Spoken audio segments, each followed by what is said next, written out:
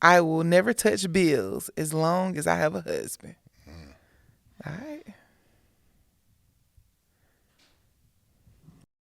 So my husband ended up losing his job.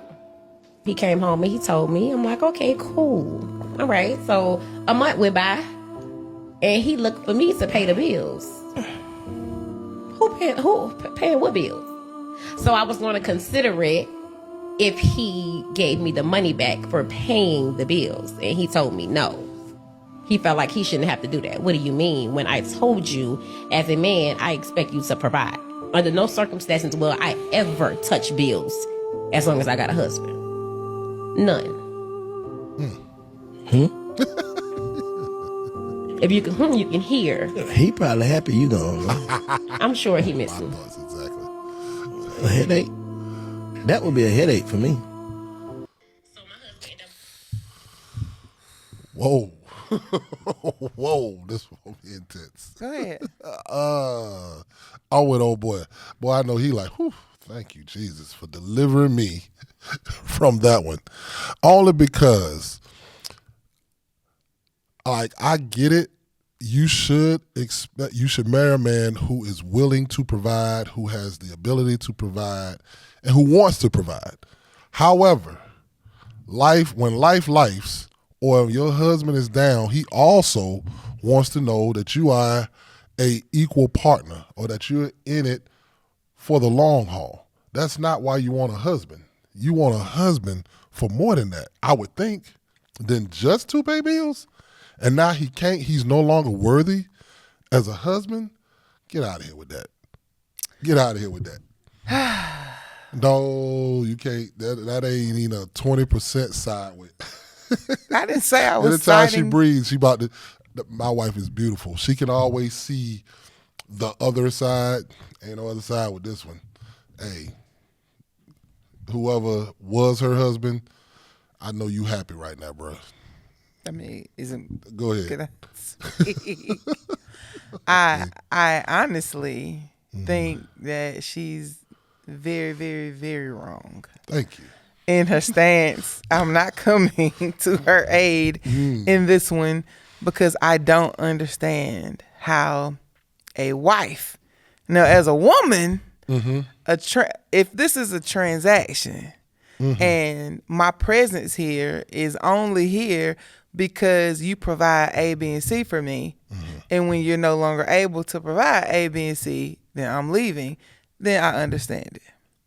If we have some sort of agreement like going to work, so I go to work every day, and if my employer said, hey, yeah, we're no longer able to pay you, but we would love for you to continue coming to work.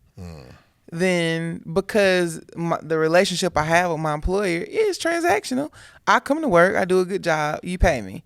Then once that agreement is null and void because you're not holding up your end of the bargain, yeah, cut it. But that's not what a marriage is. No, far from Now, it. I do recognize that there are transactional relationships, and if that's what you entered in and not a covenant kingdom marriage, if you entered in some sort of relationship where it was like, well, you come over here, I'll take care of you, you cook food and give me sex, and we'll just live happily ever after. If that's what you in, Right. then he's not paying bills, then you dip, okay, whatever. But if you come and you're saying, and you said the vows that I said, Right. so I'm only Don't get mad. judging Yes. based on the vows I said before people and my God. Right. Because I don't know how your God works. Right. Maybe y'all do some of that where you from. But the way mine work, this is a partnership, and I said for better or for worse, for richer or poor. So if this man is paying my bills, our bills, Right. and I'm bringing something different to the table, and he's no longer able to do that for a time period because he lost a job, right? Right. So that doesn't mean he's not going to get another. Right. But in between time, There's if an I'm in-between. able, because I work to pay bills, then that's what happens. It would be no different if my role in the household was to cook and clean, and he pays all the bills. Maybe they're going with traditional gender roles. Right. and understandable. I had some sort of, let's say I had a hysterectomy, that puts you out for, some weeks, Yep. a couple months where you're not really supposed to be, doing any heavy lifting, moving around. Right. Maybe something even worse, and there's cancer there.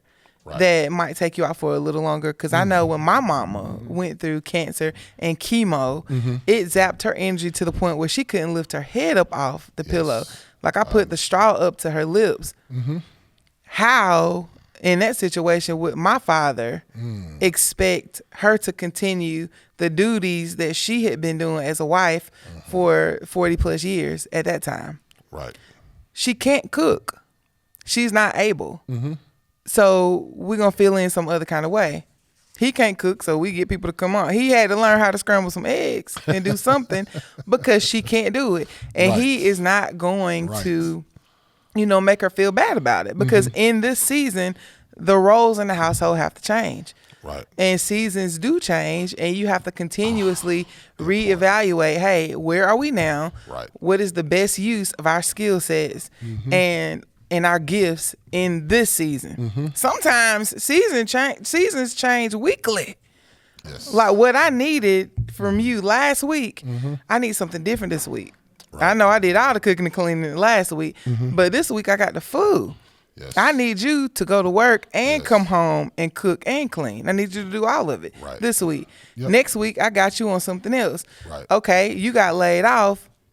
I usually don't work, but I have this skill set. Let me go make some baskets, or let me go, substitute at the school, or help out over here so I can bring in some extra money. That's what a partnership is all about.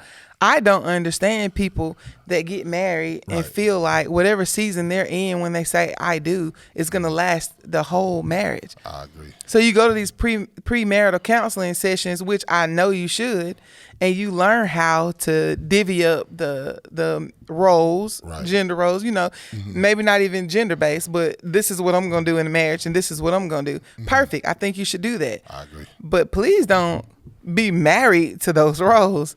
Listen, because they're seasonal. I'm sorry. I had an ignorant moment and you was talking very good.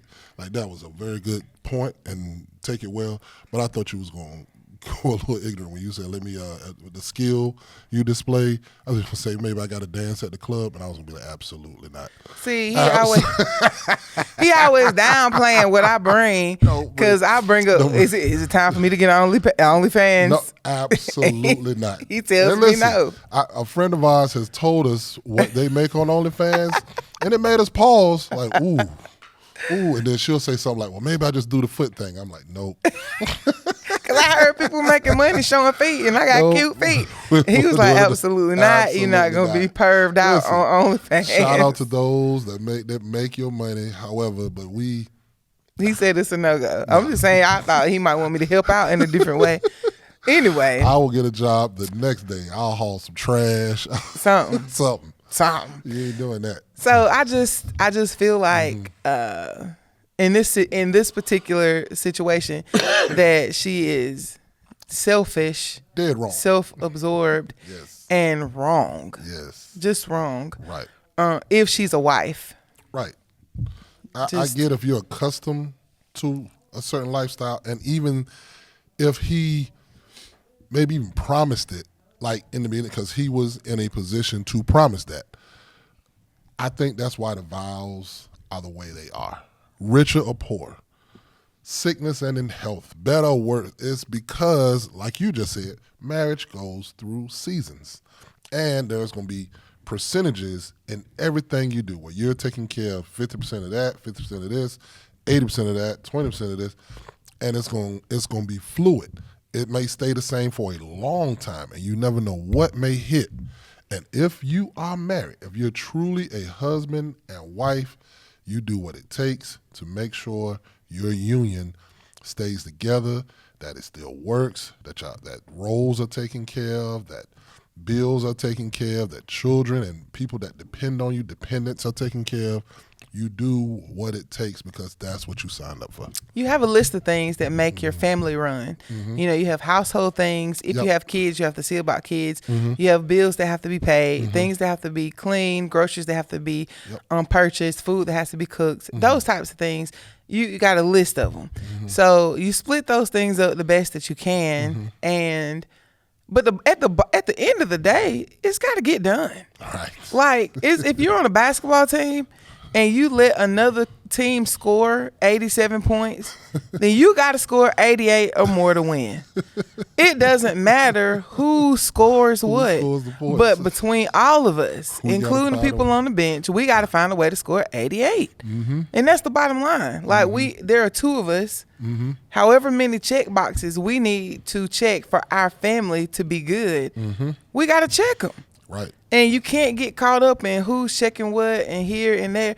You can talk about that stuff, but you can find yourself bickering and just going on and on and on about who's checking what.